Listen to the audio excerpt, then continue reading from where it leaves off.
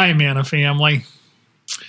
As a result of this current pandemic, we have been told to shelter in place. That's a nice way of saying get off the streets and stay home. You know, one of the outcomes of staying home is a simpler lifestyle. We now have a lot fewer options available to us. Not being able to gather in groups really eliminates a lot of activities. And this gives us an opportunity to practice contentment. Paradoxically, the more options we have, the easier it is for us to become discontented because we are aware of what we do not have. A lot of advertising is really designed to make us feel discontented with what we currently have so that we'll be tempted to buy whatever someone else wants to sell us. You know, Satan is a master of deception. He's so good that he persuaded Eve that the perfect Garden of Eden was not good enough because God had told her that she could eat from every tree in the garden except for only one tree. Imagine being discontented in the Garden of Eden. In 1976, the typical supermarket in the United States contained about 9,000 items.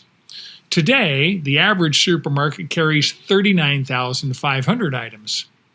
Wonder how we ever managed to get by with only 9,000 items. Some people get by with no grocery store at all, just saying. The good news is that contentment can be learned. The Apostle Paul told us his story in Philippians 4:11.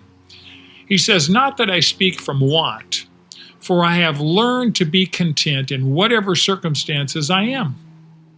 I know how to get along with humble means, and I also know how to live in prosperity.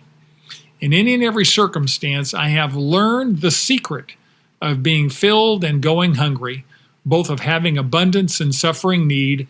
I can do all things through Christ who strengthens me." You know, contentment is not natural. Discontentment is normal. Parents know that their children usually want the one toy that some other children has.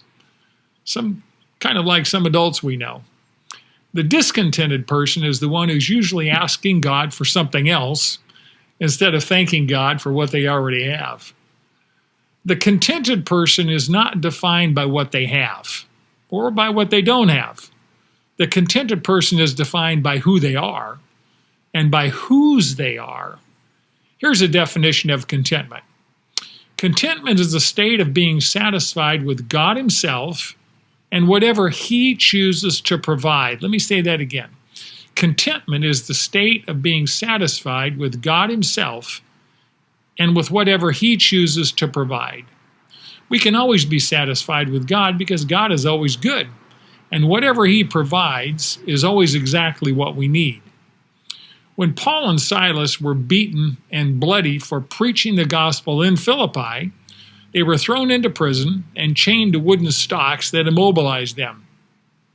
And they responded by singing praises to God at midnight. They didn't sing, by the way, because of the pain. They sang because Jesus was with them in their pain. Paul said in the last part of this Philippians 4 passage, "Through the power of Christ in me, I can do all things. Even be content when I'm suffering for Jesus' sake." You know, the coronavirus is a great opportunity for you and I to practice contentment. So now that you know, do. Remember, God designed us to do life together.